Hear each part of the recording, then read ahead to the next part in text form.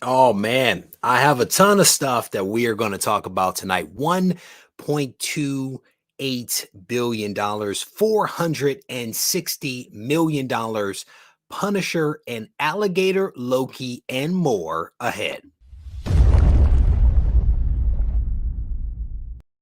Reggie here, and I want to welcome you to the Ready, Sets, Go preview show. This is a show that I do on Sunday night to celebrate the start of the week, to get things headed down a good path. And as part of that, I provide you with a preview of some of the content that is going to be coming out from the channel over the course of this week. And I will tell you that there is some good stuff that we are going to be rolling out this week. I'm definitely excited about some of the videos. They took me a crazy amount of time to edit. I did some cool things, some different things, and I'm very excited to actually get these videos out, and hopefully you guys will enjoy them. We are also going to spend some time talking about something that got me fired up the other day. Got fired up, started running my mouth, and made a couple of mistakes and need to clean it up a little bit, especially after having a conversation with a few people over the DMs on Instagram, and then also in the comment section. I have a few things that I want to straighten out, some things that I was right about, some things that I may have misstated. But that's what happens. That's what happens when the host gets a little fired up and goes off script. Things go awry and it gets willy-nilly. But we're going to talk about a ton of stuff. Definitely want to give a shout out to everybody that is here in the chat right now, hanging out. What is that? Peace, love, and happiness. It says test for Echo. That's what's up. I respect it. Hawaiian punch in your face. How you doing, brother? It is good to see you. Steve White is up in here. My man Doug, it is good to see you, brother. Mark Andrews was on the show on Wednesday, did a fantastic job. About 15 minutes ago, somebody reached out to me and said, hey, I'm looking for Mark. I am a Canadian. I like to associate myself with good people. I don't know if that's because Mark's a Canadian and this person's a Canadian, or Mark is actually a good guy. Like, it's not quite clear what this person was saying, but I provided them with Mark's contact information. So, Mark, I am confident you are going to have a new subscriber tonight. Climbing Comics, my man Alan, it is good to see you, brother. Tina, the OG, is in the house. It is good to see you. Randy Resnake is up in here. Reggie, how you doing, brother? It is good to see you. Madam Blaster dresses up in the most fantastic cosplay costumes that I've ever seen. And she and her husband just have a good time. If you guys haven't seen the most recent video, I would encourage you to check it out because it is hilarious. Matt Woods, how you doing, brother? It is good to see you.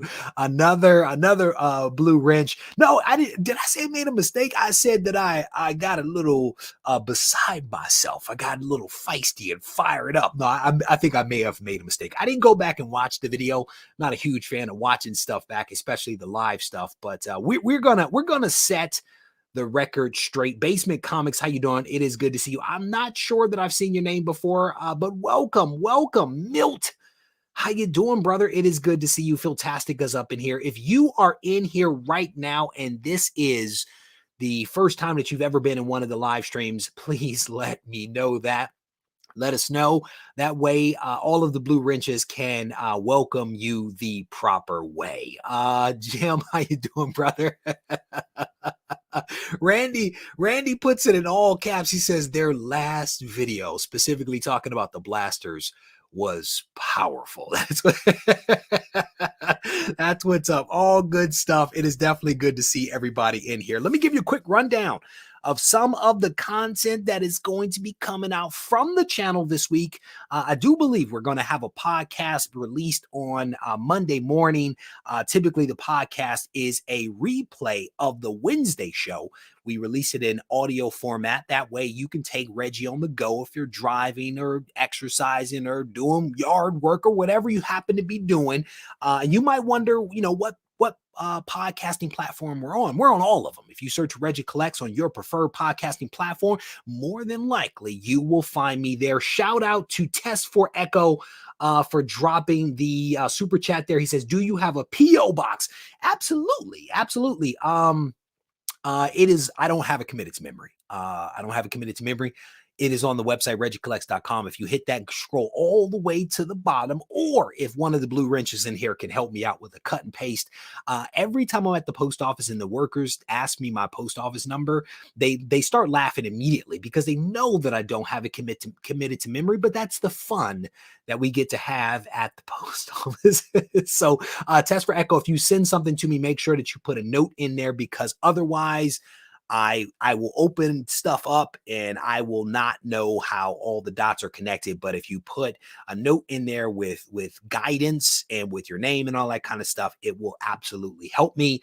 What is that? Matt Woods is dropping super chats. We're getting fired up tonight. I want to acknowledge the best channel on YouTube. This community is outstanding, and I enjoy the chat week in and week out. Always good people in the chat. That's what's up. No doubt about it. Matt Woods, I definitely appreciate you, brother. Thank you for the super chat. It is always appreciated. Big Spoon is in the house.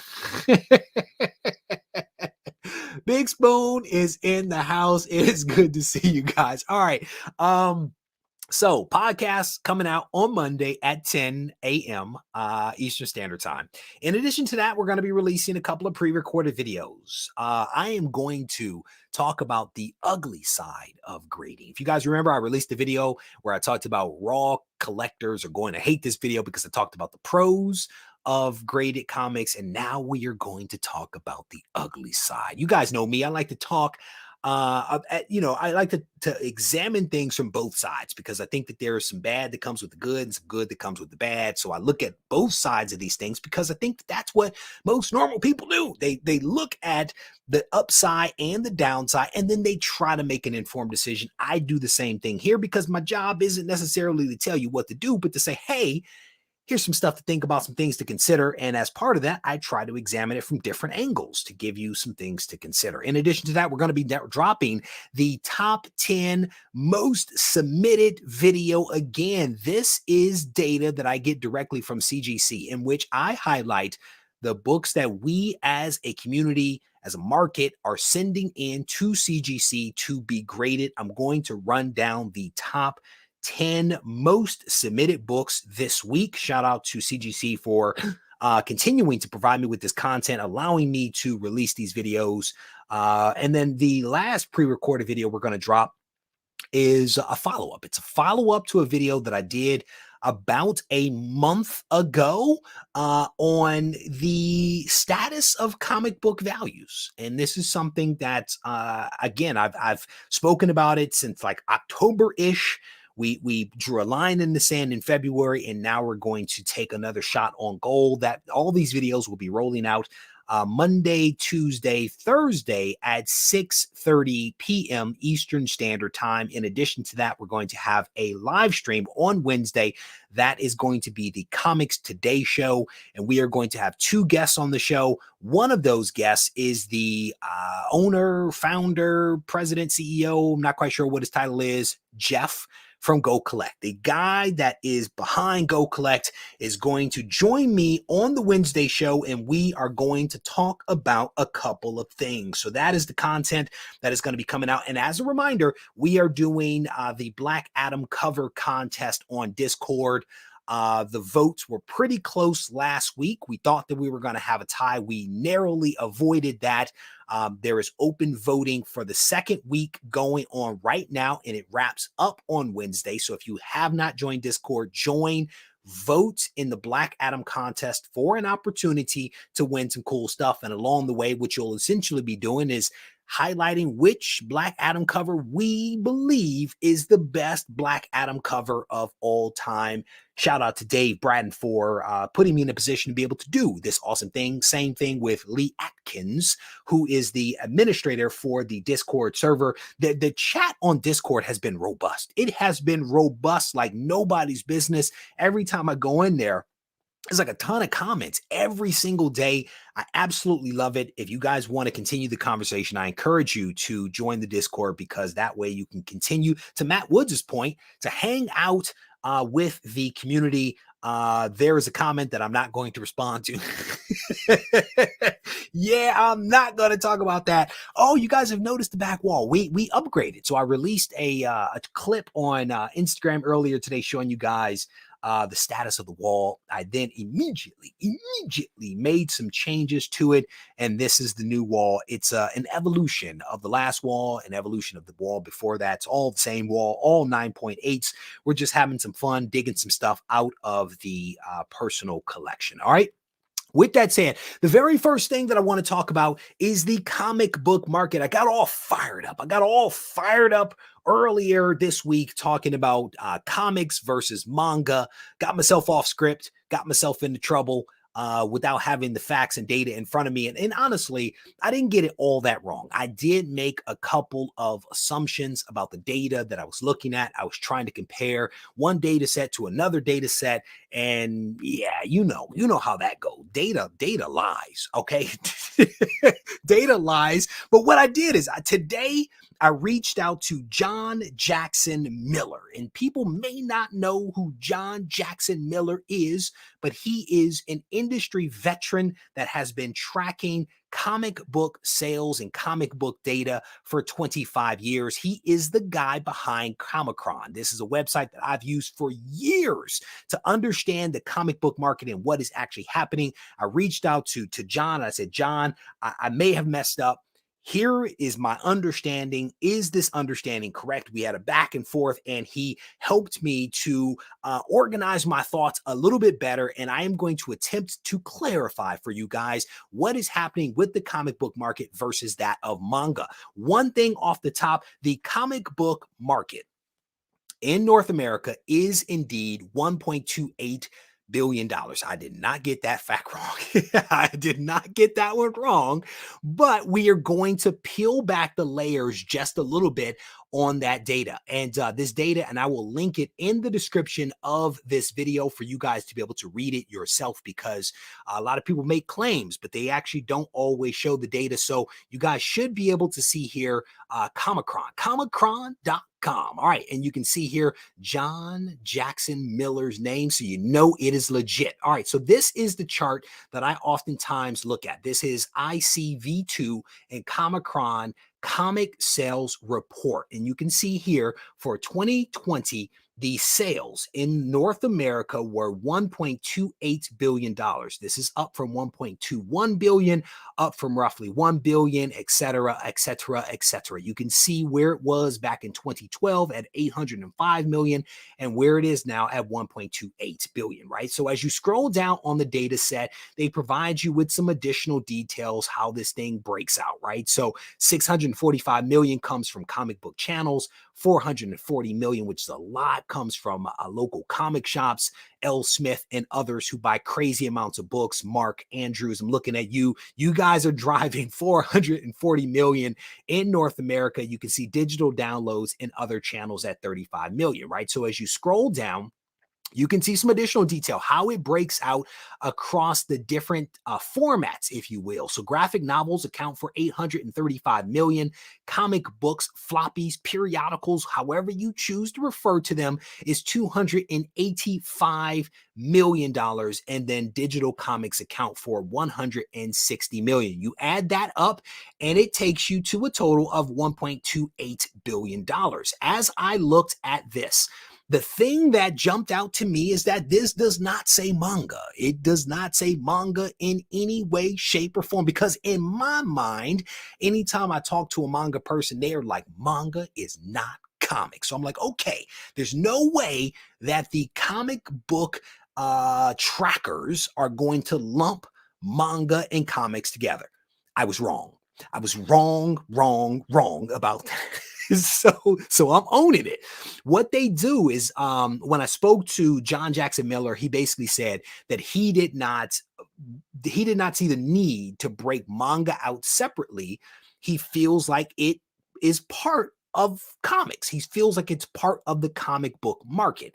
And so when the question is where is the manga data? The manga is baked into this 835 million. It's baked into there because it's lumped into graphic novels. It is not lumped into comic book. It is lumped into graphic novels. So the question is, how much of that 835 million is manga? Because Comic-Con does not break it out, it makes it a little difficult for us to know that. But thankfully, we do have a source. ICV2 actually does track this, and they have been since 2002. So again, Comic-Con and ICV2, they collaborate, they work together on these data. All right. So we're going to look at what ICV2 says is the manga total in North America. When you look at the data, what you see here is that manga at one point was roughly $200 million. Back in 2007, there was a precipitous drop.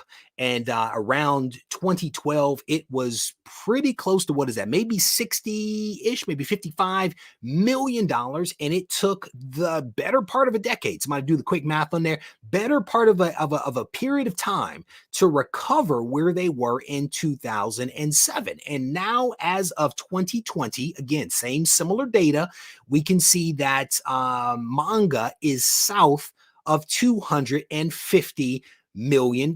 So if we go back and we look at the other number, right? The other number was 835 million. If we subtract from 835 million, 250 million, let's just say it's 250 million for manga, we come out with 585 million in graphic novel sales, excluding manga, right? So manga is 250 million. Let's go back. Let's go back to the grid. Let's go back to this other chart so I can make this point and hopefully get it correct. When we go back to this chart, we just saw that manga was 250 million, and we can see that comic books, floppies, periodicals are 285 million. Manga is not bigger than comics in North America. Manga is not larger. It is not more profitable than comic books. Comic books are still leading in North America. The data actually shows it. And then if you were to combine comic books with what was left over from graphic novels, which was 585 million, and you add in digital comics, you are still looking at a comic book market, excluding manga, that is $1 billion. The comic book market is not failing. It is not failing. It is still producing. And again, when you add manga back in, you're still looking at $1.28 billion. Yes, I think that I have nailed that one. I think that I finally stuck the landing. I think that I finally stuck it. What does that say? Read stories digital and collect the physical. That could be why. I think that was part of another. So one of the arguments that people oftentimes make is that it's a volume thing. It's a volume thing. True. It could be a volume thing.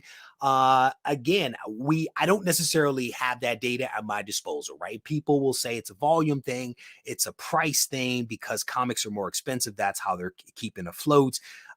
There could be some truth in that, right? Comic books roughly have been around $4 for the better part of a decade, right? I want to say it was around $3, $3.85 at one point was the average for the 10 years. I want to say the last time I looked at it several months ago, it had crept up to be a little bit above $4.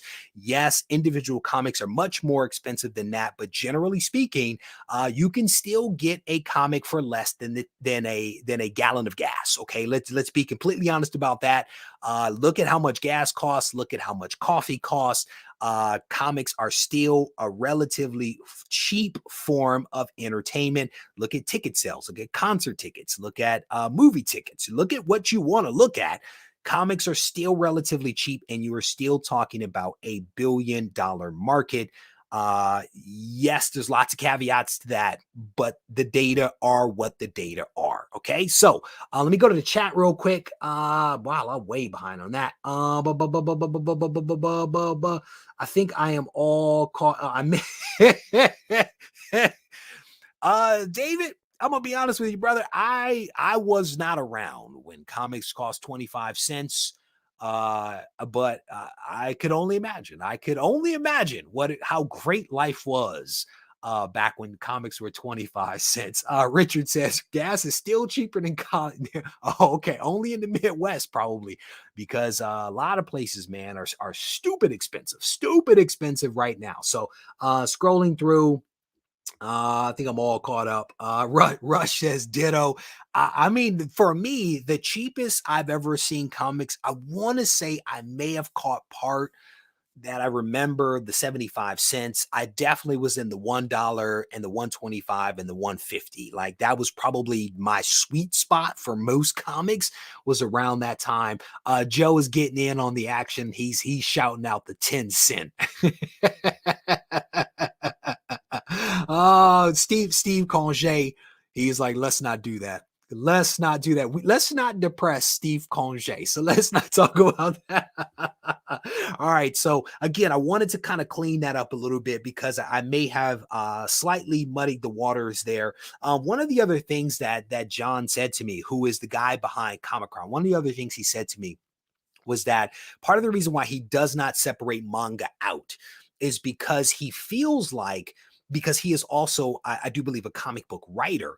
A lot of the people that work on his comics, this is what he was saying, are people that are around the world. And so you try to say that comics are American when there are a lot of non-Americans that are either creating comics and or printing comics. And so his thought was, you can't separate manga out as this separate thing because it's not exactly a different thing. And so it kind of makes sense. I mean, my buddy Mikey Sutton recently released a comic, and I do believe that his comic was worked on in the Philippines, but he's in the US. Is that an American comic or is it something else, right? So it's something to think about. It's really interesting stuff. People, from what I've seen, like to draw distinctions between comics and manga, and I I don't know. I don't know if there's a right answer to it, but I wanted to at least clean up my mess just a little bit by providing some details for you guys. All right. So, let me see. Liger Style says, I have noticed some comics are taking manga style art as of late. Again, I don't know if I truly appreciate what the manga style is versus others. I don't know if I can fully answer that, but maybe there's something to it. I don't know. I mean, I would honestly rather see American comics like Marvel and DC start to do what the independents are doing, and putting out some really great stories. So I don't know. Scrolling through some of the comments here, Emmanuel says manga are still an excellent medium. Many of the characters don't look like the audience, but they still have a wide appeal. Thank you, brother, for adding some texture. Rush is talking about Dreamwalker, which is Mikey Sutton's comic, that if I could reach it, it's like right over there, I would. There's a rumor. There is a rumor that Regie Collects and Doug Bratton are going to be an issue too. There's a rumor that we are going to be an issue too. I think like our faces, because I know my name is actually in the back of Dreamwalker issue 1. I purchased 3 copies of it. I dropped 1 in the Swoldier supply box, keeping 2 for myself. But I do believe our faces might actually be in Dreamwalker issue 2. So I'm definitely excited about that. It'll be a first appearance of, I guess, us in a comic, maybe. I think that's the right answer. So Climbing Comic says, it's funny, I bought my niece manga for her birthday coming up and decided to read it just to get a feel. I couldn't put it down. My first manga, and it was a hit. That's what's up. That's what's up. Scrolling through, Test for Echo says, you should see a few of my first exclusives in your PO box later this week. Test for Echo, thank you for the super chat and also for the donation to the channel. Again, just make sure there's a note in there. Just make sure that there's a note. You'll be surprised how much stuff shows up at the PO box, and I have no clue what it is. so I definitely appreciate it. I wonder if manga is mostly consumed as anime. So what I'll tell you, Fat Dad Comics, is there are 2 links in the description of this video. There are going to be one for the Comicron data and one for the ICV2 data. And if you go to the ICV2 data, the chart that I showed, it is actually linked to an article. That article actually goes into a lot of detail as to why manga was as big as it was back in 2007. And essentially, what the article points to is that there is a direct correlation between manga sales and anime on TV. They were like cable channels were carrying manga carrying anime. And because they were carrying anime, exposing American audiences to that genre, that attributed or contributed, to manga sales. And I guess what happened at some point is they may have pulled the plug on some of the anime stuff, and as a result of that dissipating, it created that precipitous drop that we saw in the sales data. And as I speak to it, it may just be better to actually show you guys the data so that you can actually have a visual besides my face.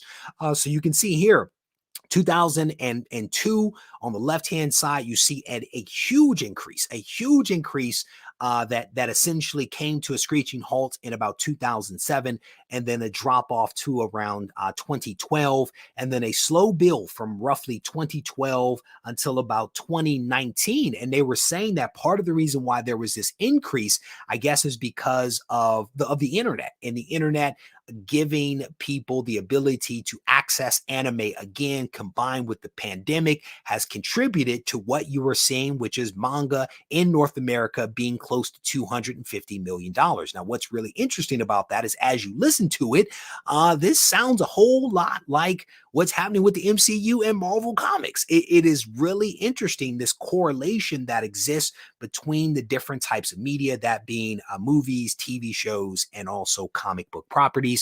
This theme will come up a little bit later in the show, so bear with me as I get there. Fat Dad, thank you for the question. Wonderful, wonderful question that allows me to touch on that other point that I had forgotten. So thank you for that. So a couple of people commenting on some manga stuff. Scrolling through. Who is that? Love both comics and manga. I found it interesting when DC made Batman Ninja a little while back. I guess that was the convergence of comics and manga by DC, trying to catch a little bit of that action, because maybe they see some potential there. So scrolling through some of the Oh man. Oh man. I'm guessing that's your brother. I'm guessing it's your brother, because your brother, man, he goes hard in the paint with his love for Doug. Robotech, Steve says Robotech books did have that vibe. Scrolling through some of the other comments. I've never read manga that I know of. You are not the only one, brother, because I think that I am right there with you. Is manga and anime the same ish? I do believe that it is. But Tina, you're going to have to look in the comment section, because somebody in here is way more knowledgeable than me about the convergence of anime and manga. I think it's similar. Let me just stop there before I get myself. There we go. There was a comment there. Thank you, Liger Style. He says pretty much the same anime as the cartoon version of it. Thank you, brother. Can we throw up some examples of what anime is? Is it just cartoons, or is anime broader than that? Is it live action as well, like Power Rangers? Is Power Rangers considered anime, or is anime always a cartoon? And if it's a cartoon, that may be why I don't know much about it. That could be part of it. Scrolling through. We should get an anime expert on here. To help me. I think D3 Comics might be an anime. We might need to tap into him and bring him back on here. There we go. Nice little comment here, or super chat. TLC Comics. That's what's up. Spider Manga, in addition to her first U.S. appearance in Deadpool. That's what's up. So it looks like we have an expert here, brother. You need to be contributing to this conversation to help us to understand manga, anime, and the convergence. Okay, help us out. We will definitely appreciate it, and I do appreciate that super chat. I am way behind on the comments. Cartoons with no holds barred. Oh, there you go. Chuck. Chuck, you know how I feel about my cartoons, man. You know how I feel about it. Definitely appreciate you guys contributing to it. Oh, Mark says Battle of the Planets. Oh, Battle of the Planets. Voltron. I guess so. If Voltron is considered anime, then you gotta sign me up because Voltron was dope back in the day. Voltron was dope back in the day. All right, cool. So again, trying to clean up my mess. Thank you guys for allowing me to do so. I think maybe we all learned a little bit of something there from that. All right, so the next topic that I want to talk about is the Batman. The Batman is absolutely killing the game at the box office, falling right in behind Spider-Man as everything is right with the worlds, right? Because that is how it's done. All right, so the Batman has once again won the domestic weekend box office with $66 million in ticket sales, bringing the global box office to $460 million. $460 million in ticket sales for the Batman, which has once again won the domestic weekend box office with ticket sales. Internationally, it added another 66.6. They need to make a little more money because that's not a good number to help make its global total reach 463.2. As reported in Variety, Batman, I thought this was interesting. Batman saw a 41% decline in its opening weekend, which is kind of expected. It happens, which is a strong number when compared to other comic book films, including The Suicide Squad, Eternals, Black Widow, Shang-Chi, and The Legend of the Ten Rings. Those films and others like it usually fall into the 53 to 71% range. That is bananas. It is bananas. And this actually falls in line with the conversation that I was having with somebody recently, where we were talking about the fact that they've already announced that the Batman is going to be coming to HBO Max, right? And some folks were thinking that potentially that would erode sales. And one of the things that we kind of talked about is that you have that run up. You have that run up of people that absolutely want to see the movie first. They absolutely want to see it in the theater. They absolutely want that experience, but then there is that precipitous drop off on the backside. And now we know how big that drop off is. That drop off is 53 to 71% after the initial opening. So the thought is that potentially they're not going to cannibalize their movie ticket sales by announcing that the Batman is going to be released on HBO Max. I think the date is like April 19th or something like that. Somebody may need to fact check me because sometimes I make stuff up, but this is interesting, right? 53 to 71%. The Batman is the highest grossing movie of 2022 and the second highest grossing movie in the pandemic era. Pause. Behind Spider-Man No Way Home's $792 million domestic performance. This movie, Spider-Man No Way Home, continues to hold on. I mean, again, losing a healthy amount of the market, Spider-Man No Way Home has placed fifth with 4 million. They made 4 million and extended the streak in the top 5 and at the domestic weekend box office to 13 weeks. That is quite impressive. One of the other things that I want to make mention of here is that the Batman, they have brought in $460 million at the global box office. I think I read another article that was way more detailed than what I wanted, was that it cost them roughly $200 million to make and several more $1 million to actually promote it. I don't know whether they've broken even just yet, even though those numbers appear to be astounding. They appear to be in line with them making a profit, but I do not want to make any assumptions here. I still haven't seen it, so hopefully you guys have not spoiled it in the comments section. Yeah, my man Mark Andrews reached out to me earlier today. There is some spec that is actually going on with some Batman related comic books. He does not give much support to this current spec, so I just thought I would mention that cautionary note. I'm sure Warner had a financial reason for announcing it was coming to HBO Max, but I think they screwed AMC by doing that. There is that potential. There is that potential. The big question, though, the big question here is, did they coordinate things? Did they coordinate things with AMC? Because we know that in the past they have not coordinated very well. They have not played well in the sandbox. In fact, they probably threw some sand in somebody's eye, and it probably got in some really bad places.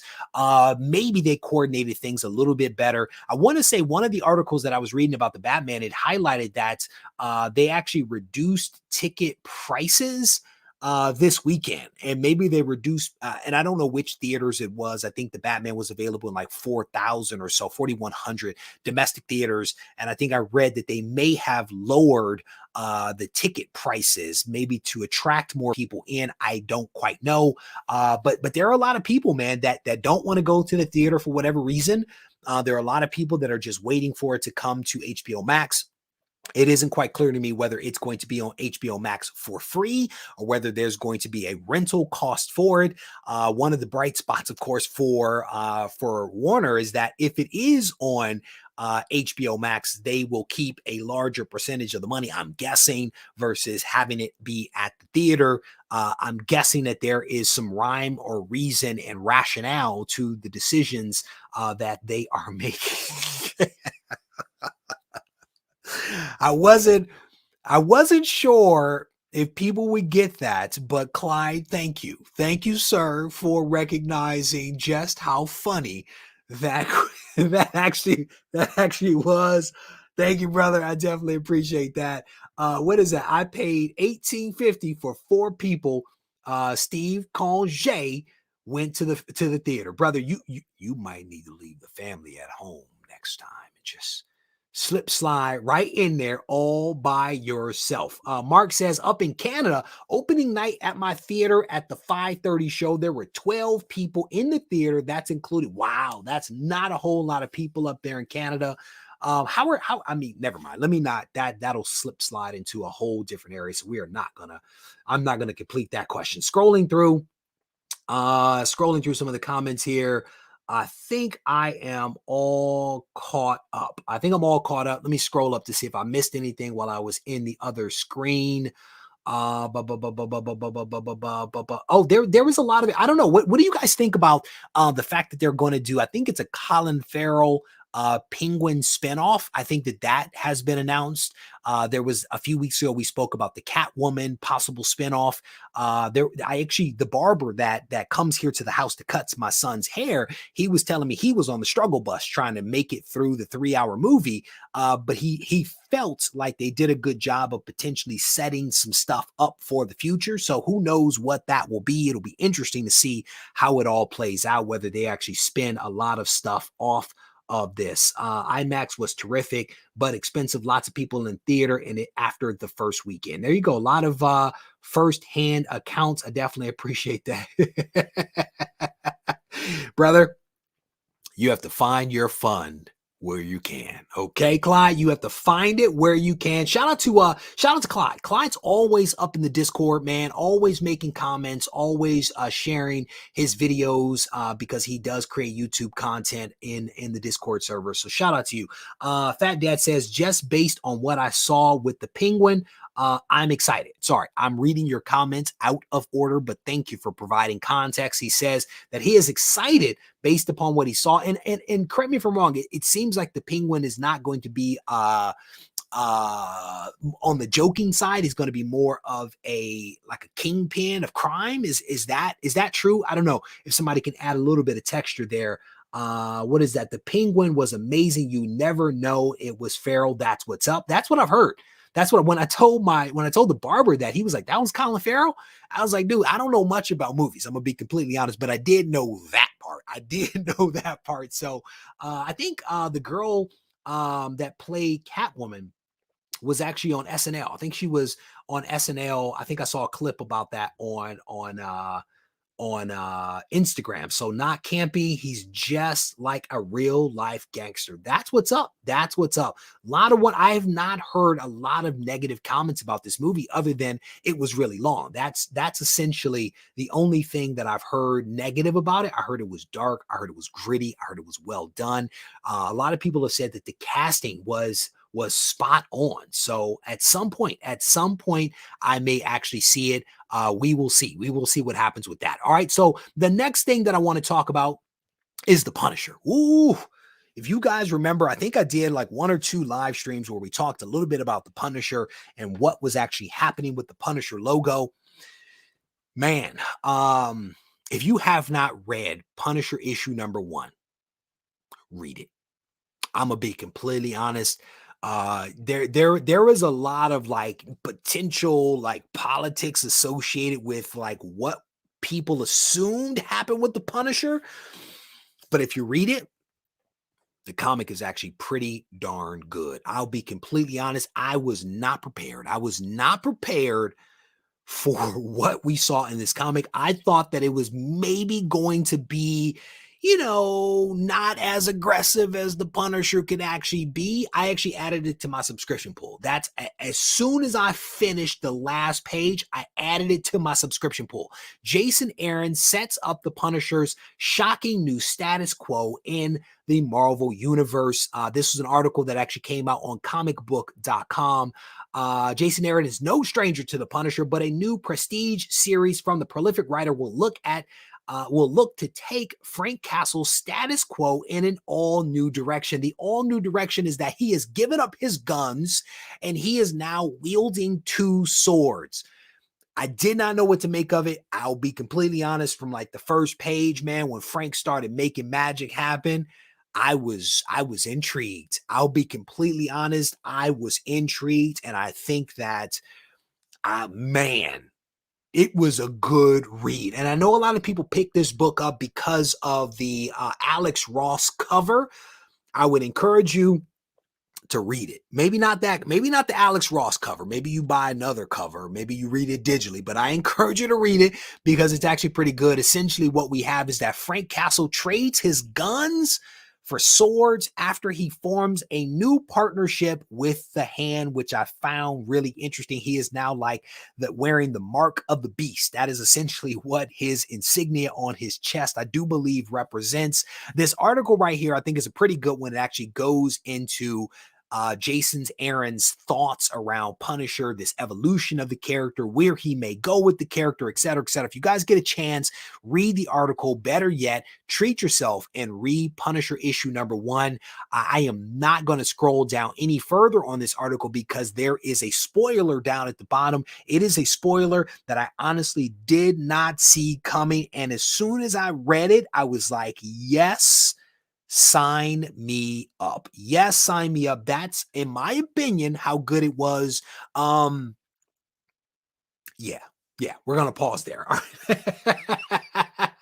Let me see.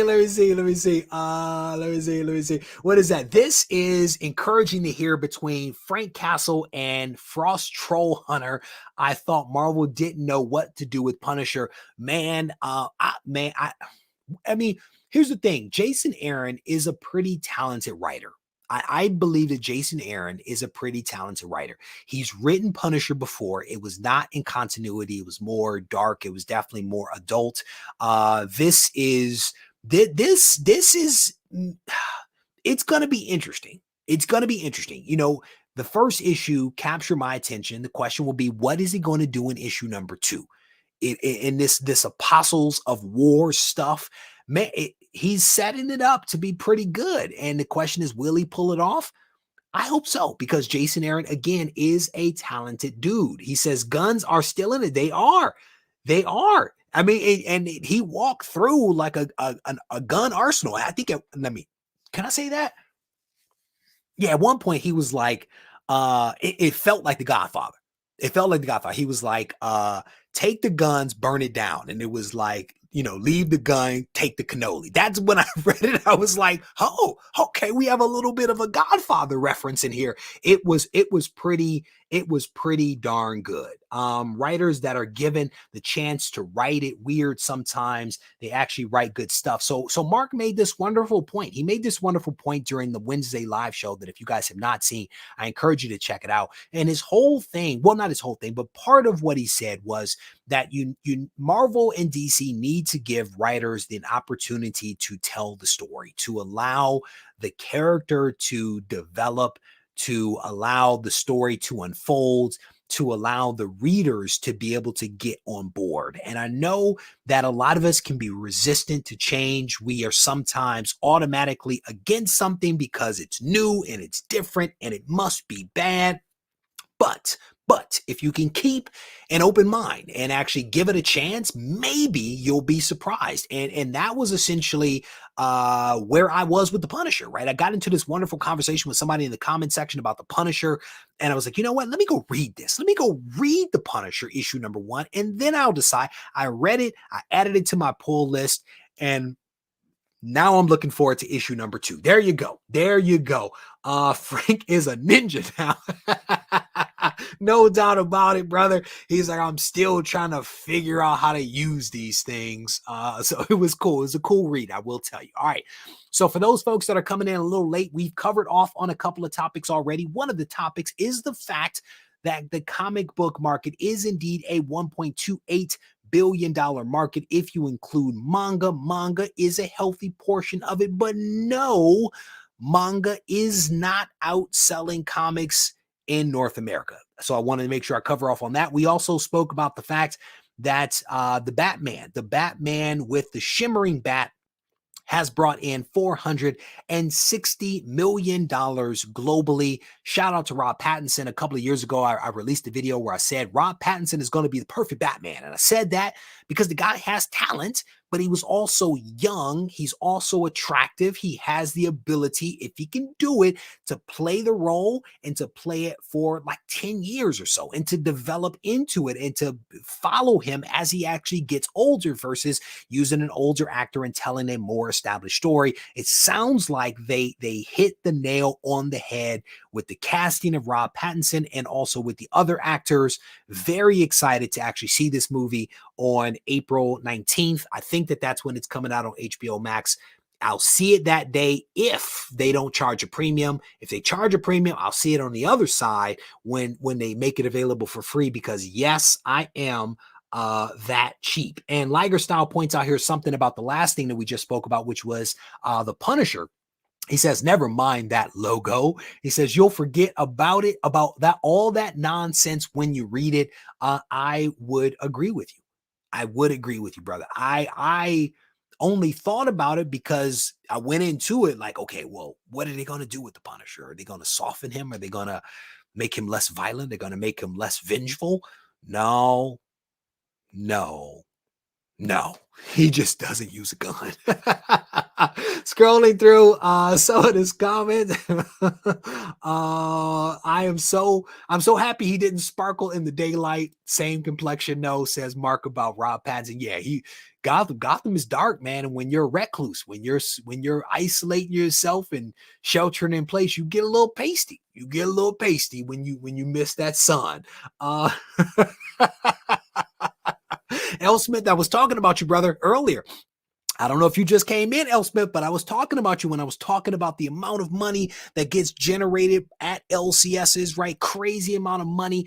I think it was like $440 million actually goes through LCSs. And I shouted out L. Smith because you and your wife buy a tremendous amount of comics. You guys are contributing to a healthy and robust comic book market. All right, so the last thing that I want to talk about, the last thing that we're going to talk about is this convergence of movies, TV shows, and comics. There are a lot of people out there that have said Marvel, DC need to do a better job of aligning what people see on TV with the comics that they actually get, because if they reach a broader audience with the movies, they need to pull that through into the LCSs.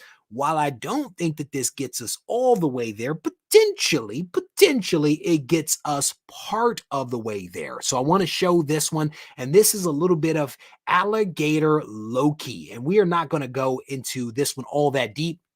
But Alligator Loki is set to star in his own spin-off comic book series. One of the breakout original characters from the Marvel Cinematic Universe show on Disney Plus is officially jumping over to the world of comics. On Thursday, Marvel announced Alligator Loki, who originally debuted in the first season of the Loki Disney Plus series, will be getting his own 12-part comic book story that will be released on Marvel Unlimited.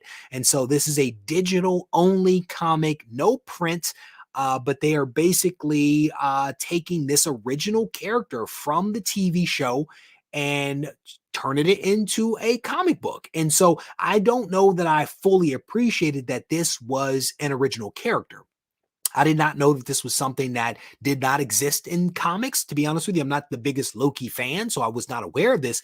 But when they were brainstorming the Loki TV show and they wanted to bring together all of these Loki variants, they decided to make one of the Loki an alligator. And now that alligator is actually getting his own 12-part series on the Marvel app. So there you go. Wanted to make sure that I showed you guys that because I thought that that was an interesting tidbit and piece of news. I did not see Alligator Loki coming, but not shocked. There you go. There you go. Again, who knew? Who knew that they were going to do something with it? But clearly, here we are. Here we are with an Alligator Loki. You know what? Mark was talking a lot about Little Monsters. Mark oftentimes gives me a heads up on some of the stuff that he reads that he thinks that I might be interested in, and I have not checked out Little Monsters. So I will. I'm gonna write that note down here because I am a fan of vampires. I actually read finally, Mark, the last episode or the last issue of Out. Yeah, towards the end. But overall, Out was pretty darn good. I definitely enjoyed that. And now, I have a new appreciation. All right, scrolling through some of the comments here. He took it back. He unretired. Can you unretire? Is that like a thing? Is that like a thing? Oh man, let me see. Let me see. Let me see. What does it say? So I think pulling in the casual through the film is what's needed to continue to happen with comic book films. The bridge between the medium on paper and film, however, must be made clear. Yeah, I don't disagree with that. I don't disagree with that at all. You know, what's interesting is that I've actually been in comic shops. I've been in comic shops where people stroll in and they're like, hey, we just saw this movie and where's the comic that matches the movie, right? Where is that? I've literally seen it a couple of times where people roll in expecting that what they see on screen is exactly what they're going to see in comics. And that doesn't necessarily happen, but that doesn't mean that it can't. It does not mean that they cannot offer those folks something. And potentially that something is a digital option, right? I mean, if they're already watching a movie, you know, maybe you introduce them to that same type of character through the digital, and then maybe that eventually leads back to hard copy. I don't know. I don't know what the answer is, to be honest with you, but I'm intrigued by this idea that they are at least trying to do something different. The same way I think people have said with the Batman, you can actually buy like a magazine or a newspaper or something like that, or a comic when you come to the movie. That is also a good sign, potentially, again, trying to match up moviegoers with the physical medium that is known as comics. And maybe some of those people will become fans. These are all the things that we talk about. These are all the things that we say Marvel, DC should do this, that, and the other. They appear to be doing some of those things. The question is, will they be successful? Will people be interested? Who the heck knows? Only time will tell. Scrolling through some of the comments here, I think I am all don't bronze page, do not poo-poo Alligator Loki. Okay, it might be like Groot. Not Groot. Grogu. Maybe like Grogu. Everybody loves Grogu. He is so cute. Maybe people will love this little alligator. I don't know. I don't know what's going to happen. Anthony says, Little Monster is good. I picked up all 3 covers and might get some Scotty Young store variants.